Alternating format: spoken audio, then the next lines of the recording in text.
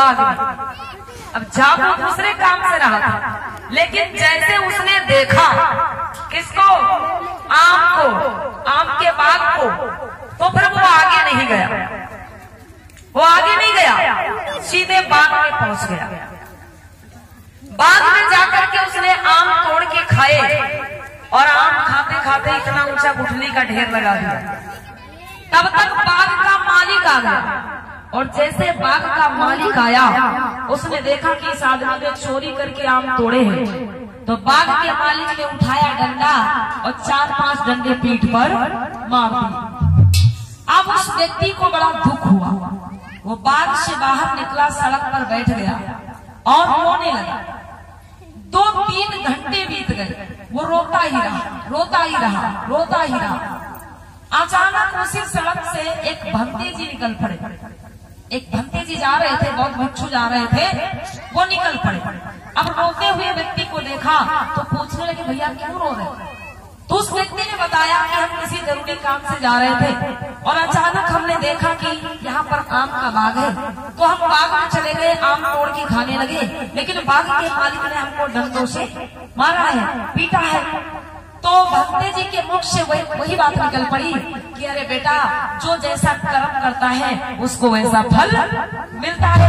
अब वो व्यक्ति नाराज हो गया, बोला अरे इसमें कौन सा कर्म खराब कर दिया, 2-4 आम ही तो तोड़े हैं, इसमें हमने कौन सा कर्म खराब कर दिया? तो भंते जी समझाने लगे, बोले बेटा सुनो, मनुष्य के द्वारा किया गया कर्म ही उसे वापस मिलता है, कैसे, मैं तुमको समझाता हूँ। वो व्यक्ति रो रहा था, तो भंते जी ने उसको समझाया, बोले सुनो, तुम जा तो किसी दूसरे काम से रहे थे, लेकिन अचानक तुम्हारी नजर कहाँ पहुंच गई? आपके बाग में। मतलब पहला कर्म किसने किया? आंखों ने। पहला कर्म किसने किया अम्मा बहनों? आंखों ने, क्योंकि वो उधर देखता नहीं, तो व्यक्ति बाद में जाता भी नहीं, वो तो दूसरे काम से जा रहा था। तो पहला कर्म यहाँ पर किसने किया? आंखों ने। देखा आंखों ने, लेकिन अब बाग में आंखें तो चल के जा नहीं सकती, तो चल के कौन गया? पैर। मतलब देखा आंखों ने, पहला कर्म किया आंखों ने, और चल के गए पैर। अब पैर तो आम तोड़ नहीं सकते, तो आम किसने तोड़ा? हाथों ने। मतलब देखा आंखों ने, चल के गए पैर, और आम किसने तोड़ा? हाथों ने।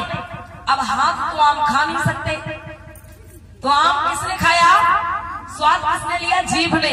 अब मुंह में तो 5, 6, 7, 8 आम रखे नहीं रह सकते, तो आम कहाँ गए? पेट में। लेकिन जब माली ने देखा तो डंडे कहाँ पे मारे? पीठ पर।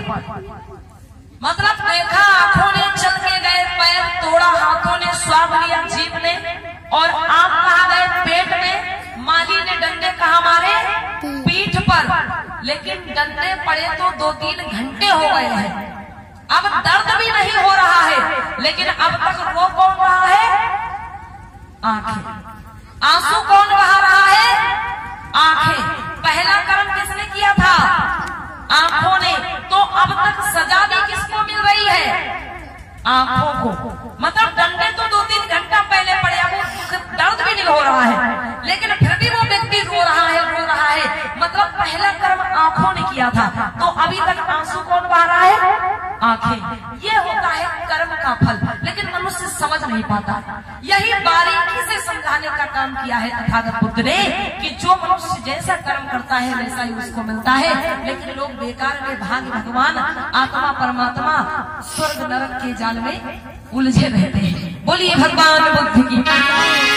आगे महाकारुणिक बुद्ध ने बतलाया कि इस धरती पर जितना कुछ है, इस सृष्टि में जितना कुछ है, मनुष्य के लिए कुछ भी असंभव नहीं है। अपनी मेहनत के द्वारा, परिश्रम के द्वारा मनुष्य सब कुछ प्राप्त कर सकता है। उसके बाद बुद्ध ने बतलाया कि अत्तदीपो भव, अत्तदीपो भव, मतलब आप अपना दीपक स्वयं बने। ये सबसे पहले महाकारुणिक तथागत बुद्ध ने ज्ञान दिया मानव के जीवन को, मानव के कल्याण के लिए, सुख शांति के लिए। दीपो भव, मनुष्य को अपना दीपक खुद बनना चाहिए। किसी दूसरे के सहारे नहीं रहना चाहिए, किसी दूसरे के भरोसे नहीं रहना चाहिए। मनुष्य को अपना दीपक खुद बनना चाहिए। ये संदेश दिया महाकारुणिक तथागत बुद्ध ने।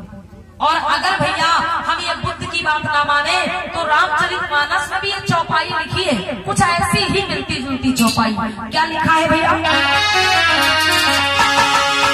पराधीन सपने सुख नाही,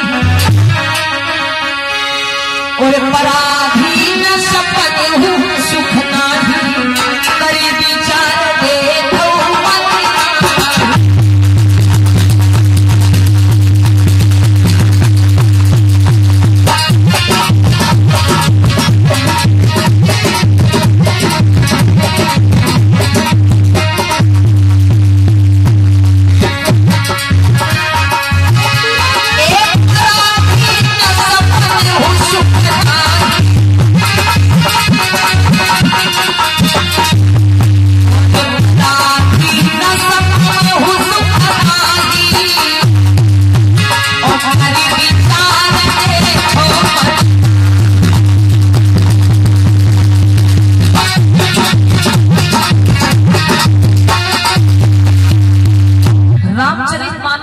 चौपाई मिलती है कि पराधीन सपने हो सुख नाही, और करी विचार देखो मन। जो मनुष्य पराये अधीन रहता है, जो मनुष्य दूसरे के अधीन रहता है, दूसरे के सहारे रहता है, दूसरे के भरोसे रहता है, उसको सपने में भी सुख नहीं मिलता है। मन में विचार करके देख। यही बात बुद्ध ने भी कही आज से 2500 वर्ष पहले। मनुष्य को अपना दीपक स्वयं बनना चाहिए, मनुष्य को अपने जीवन का प्रकाश खुद बनना चाहिए, किसी दूसरे के सहारे नहीं रहना चाहिए। ये ज्ञान दिया है तथागत गौतम बुद्ध ने। तो प्यारे बंधुओं, आज यही कारण है चीन, Japan, Thailand, Korea, Sri Lanka, Myanmar, ये ऐसे देश हैं जहाँ पर कोई लक्ष्मी की पूजा नहीं करता फिर भी धनवान है, जहाँ पर कोई सरस्वती की पूजा नहीं करता फिर भी लोग शिक्षित हैं और निरंतर आगे बढ़ते जा रहे हैं, जहाँ पर कोई हनुमान जी की पूजा नहीं करता फिर भी वहाँ के लोग बलवान हैं, ताकतवर हैं। क्यों? क्या कारण है? क्योंकि वो बुद्ध की शिक्षाओं को अपने जीवन में उतारते हैं, वो बुद्ध के विचारों को अपने जीवन में उतारते हैं। जो बुद्ध ने कहा आत्मदीपो भव, अपना दीपक खुद बनो, तो चीन, जापान, थाईलैंड, कोरिया, श्रीलंका आदि देशों के लोग बुद्ध की बात को मान करके अपना दीपक खुद बन रहे हैं। लेकिन जिस भारत में, जिस देश में बुद्ध ने जन्म लिया, यहाँ के लोग भैया क्या करते हैं?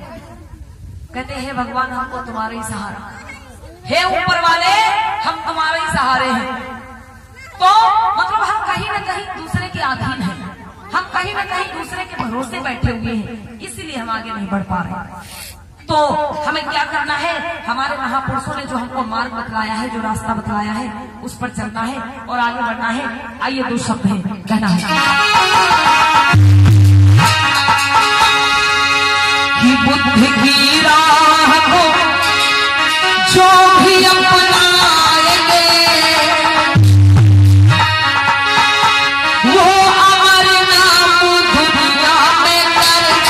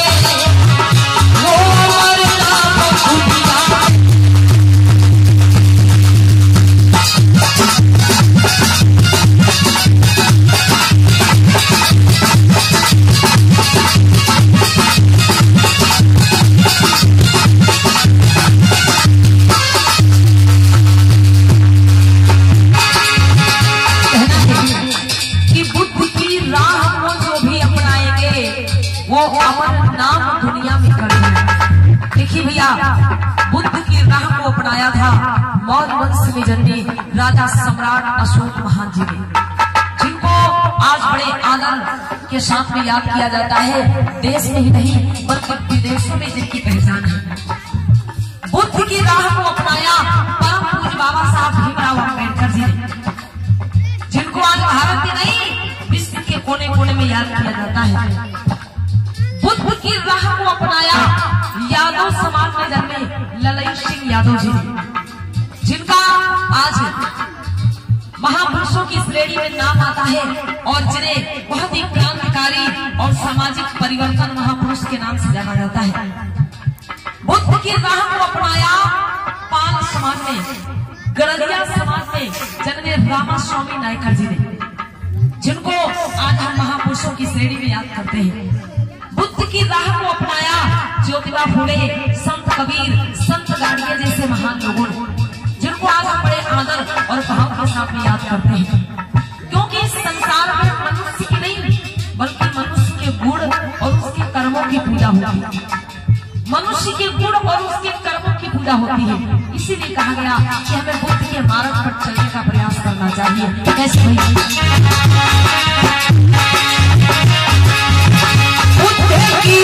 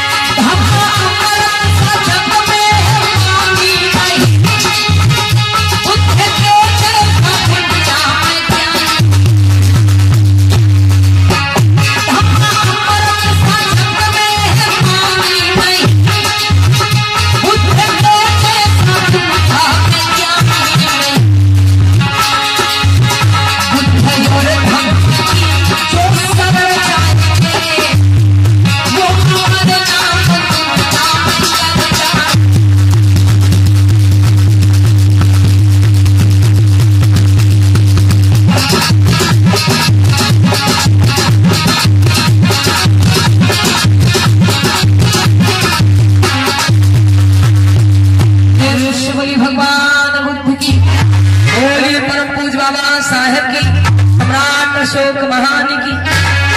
तो अब आगे का जो कथा प्रसंग है, कथा प्रसंग हम लोग सुनेंगे और झांकी के माध्यम से देखेंगे।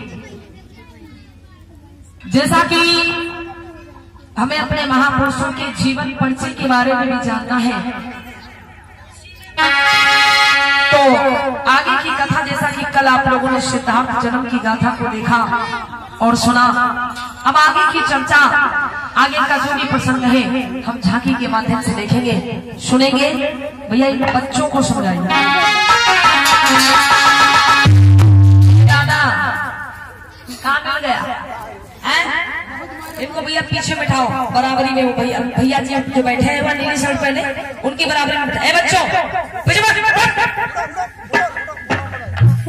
वहाँ बैठो, यहाँ चुपके से निकल जाओ तो जाने नहीं मिलता किधर निकल। उधर बढ़ के बैठो भैया की साइड में, वो जो भैया जी बैठे हुए